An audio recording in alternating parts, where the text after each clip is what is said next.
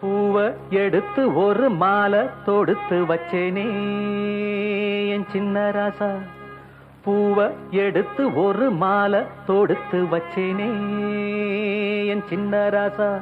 உன் தோளுக்காத்தான் இந்த மாலை ஏங்குது. கல்யாணம் கச்சேரி எப்போது?